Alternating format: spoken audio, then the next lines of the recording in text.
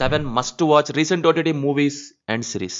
Number 7, ఇది pain తగ్గడానికి use చేసే వన్ ఆఫ్ ది మెడికేషన్. టైటిల్కి తగ్గట్టే హీరోకి ఒక జెనెటిక్ డిజార్డర్ వల్ల పెయిన్ ఉండదు. ఇక ఇప్పుడు తన గర్ల్ ఫ్రెండ్ని దొంగలు తీసుకెళ్తే నెక్స్ట్ ఏం చేశాడనే స్టోరీ. మరీ సీరియస్గా చూడాల్సిన సినిమా కాదు, ఒకలాంటి ఫన్ రైడ్ అనుకోవచ్చు. First 30 minutes dialogues, story setup ఎలా ఉంటుంది. ఇక నెక్స్ట్ బ్యాంక్ రాబరీ, తర్వాత యాక్షన్ తోటి ఫిల్ అవ్వడం చూడొచ్చు.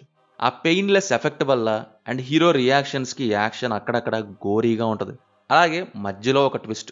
సూపర్ హీరో టైప్లో ఇలాంటి కాన్సెప్ట్స్ చూసుంటాం, కానీ ఇలా రియలిస్టిక్ యాక్షన్ తోటి తీసిన అతి కొద్ది వాటిల్లో ఇదొకటి. మూవీ అయితే ప్రైమ్ వీడియోలో ఉంది. Number 6, you season 5. Anti hero క్యారెక్టర్కి లవ్ అండ్ సైకలాజికల్ థ్రిల్లర్ లాంటి ఎలిమెంట్స్ కలిపితే వచ్చిందే ఈ యూ సీజన్. మొత్తానికి ఈ సీజన్ 5 ఫినాలేతో స్టోరీ ఎండ్ చేశారు. కేట్తో మ్యారేజ్, లాక్వుడ్ ఫ్యామిలీ డైనమిక్స్, లైబ్రరీలో సీక్రెట్ రిలేషన్షిప్ ఎక్సెట్రా, వీటితో మెయిన్గా మూవ్ అవుతూ ఉంటుంది. ఫినాలే కాబట్టి ప్రీవియస్ సీజన్స్లోని క్యారెక్టర్స్ కానీ విషయాలు కానీ ఇంటర్ కనెక్ట్ అవ్వడం చూడొచ్చు. సీజన్ 4 ఎండింగ్కే మనకు ఐడియా వచ్చేస్తుంది జో పూర్తిగా వైలెంట్గా మారిపోతున్నాడు అని. ఇక అలాంటిదే కాస్త ఇక్కడ కూడా చూస్తాం. కొన్ని చోట్ల దీనికి ఎందుకు అంతగా రాద్ధాంతం చేస్తున్నాడు అనిపిస్తుంది. ఎలా ఉంటుందంటే ఇప్పటిదాకా చూసిన రూటెడ్ యాంటీ హీరో క్యారెక్టర్ని విలన్గా షిఫ్ట్ చేస్తున్నట్టు. క్లైమాక్స్కి అదే జస్టిఫికేషన్ అనుకున్నారేమో మేకర్స్.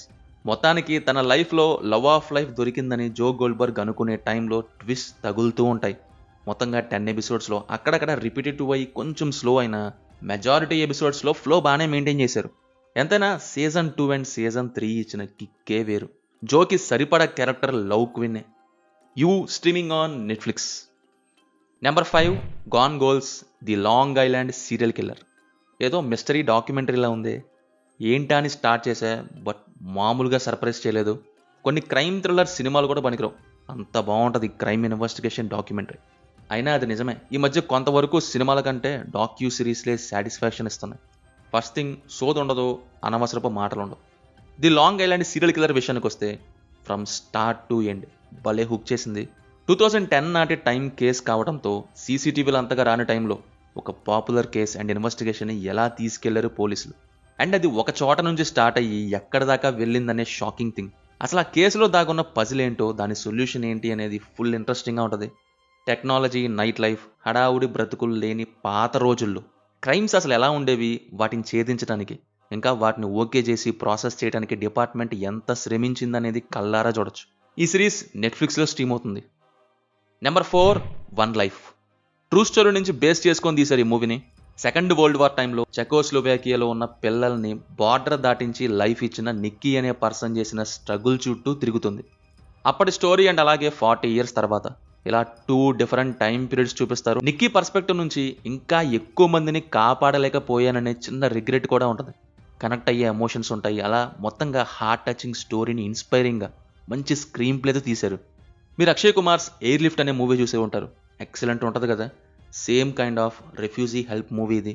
అలాంటి కాన్సెప్టే అండ్ ట్రూ స్టోరీ కూడా. తాను హెల్ప్ చేయలేకపోయిన వాళ్ళు నాజీ కాన్సన్ట్రేషన్ క్యాంప్స్లో ఎంతమంది చనిపోయారో తెలిసాక అప్పుడు అర్థమవుతుంది తన హెల్ప్ ఎలాంటిదో. ఇలా కొన్ని సీన్స్ హైలైట్ అవుతాయి. అలాగే లాస్ట్లో కొన్ని సర్ప్రైజెస్ చూడొచ్చు.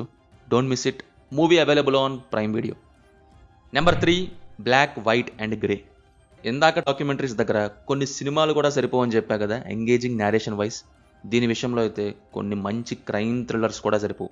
ట్విస్ట్లు, షాకులు, జలక్కులు ఏవైతే ఉంటాయో అవన్నీ సూపర్ ఉంటాయి. చూసే మనం కాదు కదా, డాక్యుమెంటరీ తీసిన పర్సన్ కూడా రాబోయే ట్విస్ట్ని ఊహించలేదంటే అర్థం చేసుకోండి ఆ ట్విస్ట్ ఎలాంటిదో. ఇది చూస్తుంటే డాక్యుమెంటరీలా ఉండదు, క్రైమ్ థ్రిల్లర్ మూవీలాగా ఉంటుంది. బికాస్ రీక్రియేట్ చేశారు యాక్టర్స్ తోటి. సో డాక్యుమెంటరీ ఫీలింగ్ అస్సలు రాదు. ఎక్కువ చెప్పట్లేదు దీని గురించి బికాస్ స్పాయిలర్స్ అయ్యే అవకాశం ఉండొచ్చు. And extremely well made documentary on unsolved case అని చెప్పొచ్చు. ఇదైతే తెలుగులో సోనీ లీవ్లో స్ట్రీమ్ అవుతుంది. Don't miss it. నెంబర్ 2, కర్మ. ఈ 6 episodes మినీ సిరీస్ గురించి చెప్పాలంటే నెక్స్ట్ ఏమైద్దో ఎవ్వరో చెప్పలేరు టైప్ అనమాట. వచ్చినప్పుడే చూసుంటే లాస్ట్ వీడియోలోనే వచ్చేది, బట్ డిలే అయ్యింది. చూసే కనిపించింది ఎన్నాళ్ళు ఎందుకు డిలే చేశానా అని. అంత గ్రిప్పింగ్, సస్పెన్స్ అండ్ ట్విస్ట్లు ఉన్నాయి ఇందులో. జస్ట్ ఫస్ట్ ఎపిసోడ్ కొద్దిసేపు చాలు, లాగేసిద్ది. ఇక తర్వాత రాబోయే ఈవెంట్స్, ప్రొసీడింగ్స్కి హుక్ అయిపోవాల్సిందే. కర్మ ఎవరిని వదిలిపెట్టదు, దూల తీర్చిద్ది. ఎస్, ఇది చూస్తే అదే అనిపిస్తుంది. కోరికల్ని పుష్ చేసుకుంటూ పోతే ఎంత దూరం వెళ్తుంది లైఫ్, దాంట్లో చిక్కుకొని లైఫ్ ఏ విధంగా అయ్యిద్దో ఇక్కడ చూడొచ్చు. 6 పర్సన్స్ లైఫ్స్ కొన్ని థింగ్స్ వల్ల అప్సైడ్ డౌన్ అయ్యి ఎంత డీప్గా వెళ్ళాయి ఇందులో ఉంటుంది. స్టోరీ లైన్ అండ్ ఎగ్జిక్యూషన్ చాలా షార్ప్గా ఉంటాయి. ఒకలాంటి టెన్షన్ ఇస్తూ హ్యూమన్ నేచర్ యొక్క రియాలిటీ చూపిస్తూ ఎడ్జ్ ఆఫ్ ద సీట్ని కూర్చోబెడుతుంది. ప్రతి క్యారెక్టర్కి సబ్ప్లాట్కి ఒక మీనింగ్ఫుల్ పర్పస్ ఉంటుంది. సిరీస్ స్టార్టింగ్లో ఎందుకు ఇలా ఉన్నారు, ఏమైందని అనుకుంటాం, బట్ వెళ్ళే కొద్దీ కంక్లూషన్స్తో లూజ్ ఎండ్స్ అన్నీ సాల్వ్ చేసి కనెక్షన్స్తో పెద్ద సాటిస్ఫాక్షన్ ఇస్తారు. థ్రిల్కి థ్రిల్, సర్ప్రైజింగ్ ఫ్యాక్టర్కి సర్ప్రైజ్, ట్విస్ట్లకి ట్విస్ట్, సస్పెన్స్కి సస్పెన్స్, ఎంగేజింగ్ నేరేషన్ ద్వారా ఎంగేజ్ చేయడం అన్నీ పుష్కలంగా ఉన్నాయి ఈ కర్మలో. తమిళ్లో డబ్ చేశారు కానీ అదేంటో తెలుగులో చేయలేదు. నేనైతే కొరియన్లోనే చూశాను. మీ ఇష్టం, కొరియన్ ఆర్ ఇంగ్లీష్ ఏదైనా పర్లేదు, బట్ మిస్ అవ్వద్దు. Streaming on Netflix. Number 1, week hero class 1. నార్మల్గా డైలాగ్ ఏంటంటే, అండ్ ఎవరికైనా చూపించండి రా, వదిలేయకండి రా బాబు అని అలాగా కూర్చోబెట్టి చెప్పండి రా. కానీ ఇక్కడ ఏమనాలంటే, వాడిని అలా వదిలేయండిరా, ఎవరో కెలక్కండ్రా అని. మన హీరో క్లాస్లో టాప్, చదువు తప్ప ఇంకోటి తెలీదు, ఎవరితో మాట్లాడు, ఎప్పుడూ ఒకే ఫేస్.